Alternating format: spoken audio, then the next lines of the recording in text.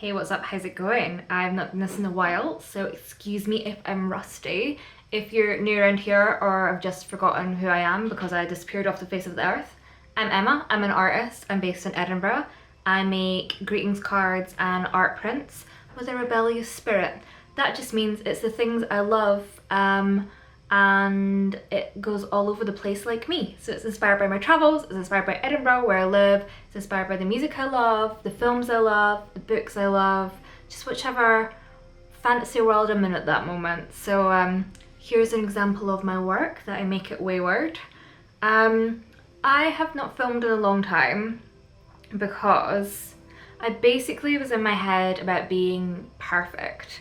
And I was like, oh, my hair's not right, my makeup's not right, the studio's not right, the lighting's not right, my nails aren't done, this, that, the other. I was making all those excuses and putting all this pressure on myself to show up on the internet as some sort of like, I don't know, professional creative or something. I don't know, I just had this idea in my head.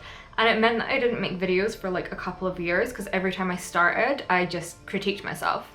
And this year I thought, it's 2026, let's start anew. I've been doing this for, I think, Wayward for 5 or 6 years. I've been self-employed for 8 years. So I feel like I've got something to offer. So even if it's a little bit messy, that's okay, because I think it's about what I can, it's about sharing. It's about sharing the real journey and the real studio and real life, and it's all just very messy, but I do think I have some good things in there too. Today's topic of conversation is what to do when you get no orders. Today I've had my first no order day in a really long time, which is a really good place to be, because when I first started there were many zero order days. How I used to deal with it was having a breakdown, wondering if I was talented at all, and looking at jobs online to be a receptionist. Now, we have a much more balanced approach. It's one day. It's more than one day I might have a breakdown. No, I'm just kidding. Sometimes you have to feel your feelings, and that's completely valid and okay. But also you have to push through it and be like, what am I gonna do about this situation? So I thought I would show you what I do about this situation on a no orders day. So let's get to work. First thing I'm going to do is I'm not going to crash out and panic. I'm actually going to go on my computer, and basically it's a case of like, what do I have to sell and do people know that I exist to buy it? So I'll go to my online listings, which are mainly on Shopify and Etsy, and I'll just check like, does the description need a bit of a freshen up? Do the photos need a bit of a freshen up? Like, is it easy to find me? I'll give myself a little Google, am I showing up? All that kind of thing. So I'll freshen up all that first. And once I'm happy kind of like with my online sales and happy that people can find me online, and then we'll move on to concentrate on my real life sales. So I'll contact stockists I already have and just ask how they're getting on and if they need any top-ups.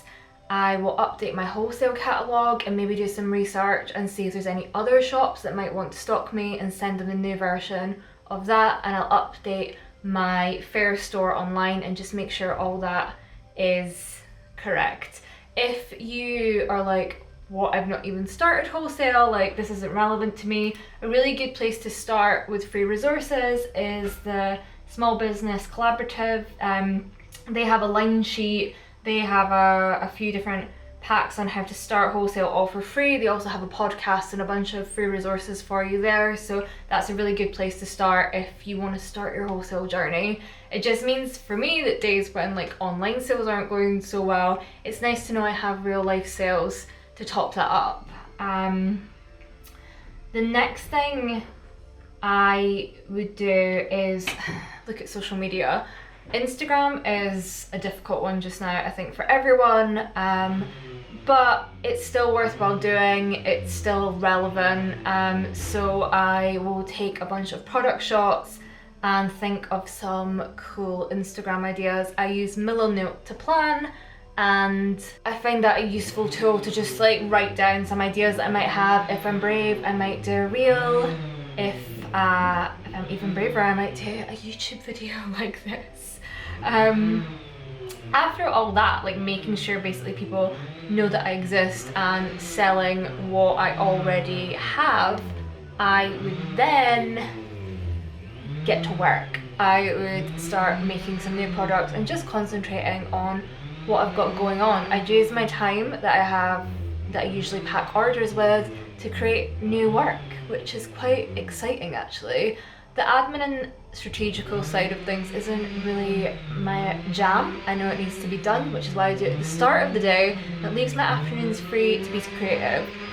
Today, the first thing we need to do is tidy up the studio because it is a mess because I've been making a lot of work recently. So let's tidy up first. Clean the studio, clean mind, clean work maybe? Let's see.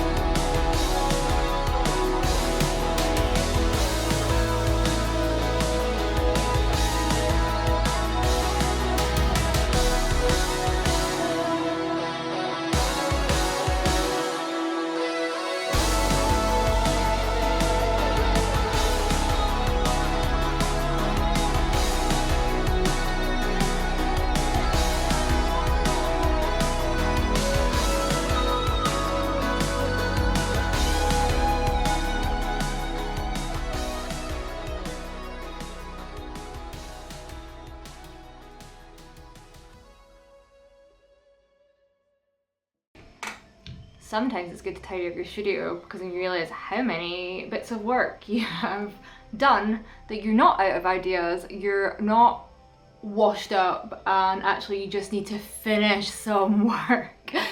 Let's see how many unfinished projects I have. These are just in real life. These aren't on my iPad, we won't go there today. Have a look.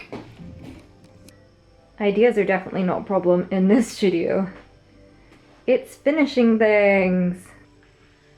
So one of today's goals is to maybe finish something. Not really, I'm not like super concerned about it. I've basically got a solo exhibition coming up in May and I'll need to have all this stuff completed by then. But what I like to do is kind of like lay out all my ideas, kind of like sketch them out really quickly at the start, or if any ideas like come to me while I'm making another piece, and then I somehow manage to pull it all together in the end. I like to bring my work out in collections. It's just the way that I prefer to do things, but I am kind of like all over the place at the start. So I've got these little mini originals, and then these were just little sketchbook pieces that I finished, and we have some big paintings, and yesterday I started a bookmark, and we've got some digital stuff.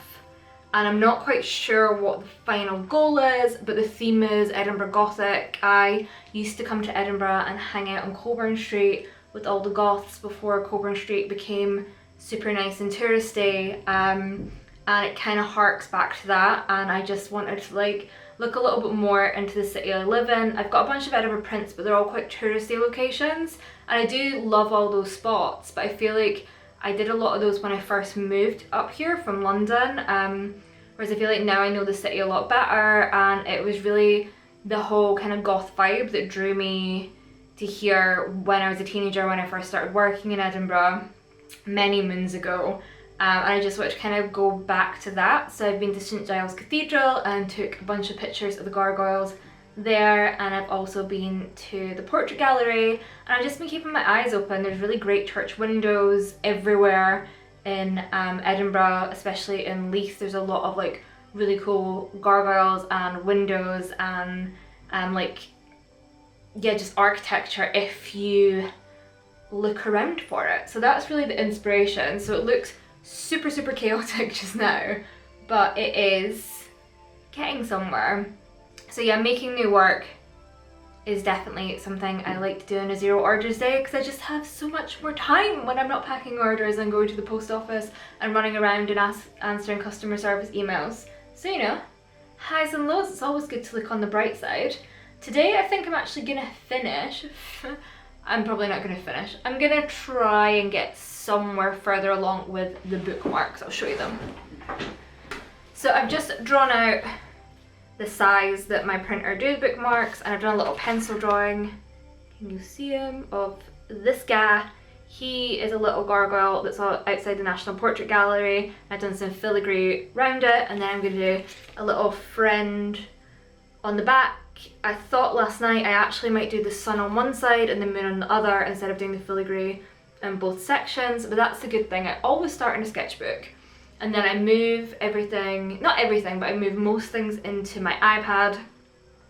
I either create them as a digital drawing to send to print, and I can kind of mess around with things there, and if things haven't worked 100%, I can kind of edit and tweak there and play around with a few different ideas and colour stories and things like that, or I can make them into stencils to turn into screen prints later down the line.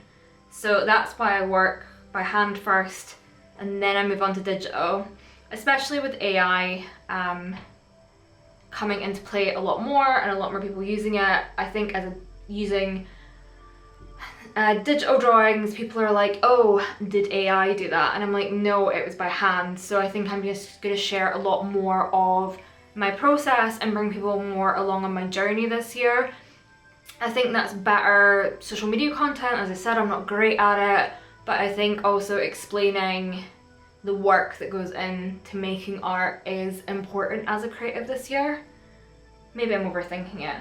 But anyway, I'm gonna put on a true crime podcast or listen to an audiobook, and I'm gonna do some bookmarks. Maybe I should listen to a book if I'm doing bookmarks. That seems to make sense to me.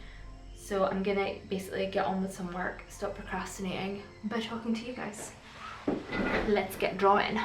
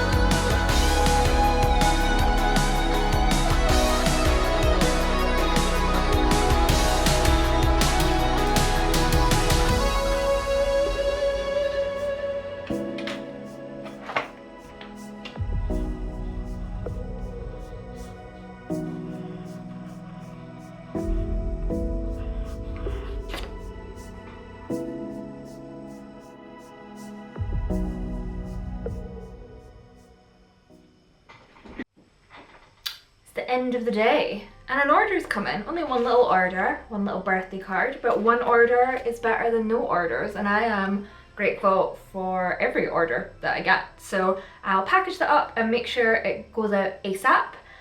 Really happy with my little bookmark ideas. I think they'll be super cute once they're a little bit more finessed. Going back to start of the video, I suppose, what to do on a no order day.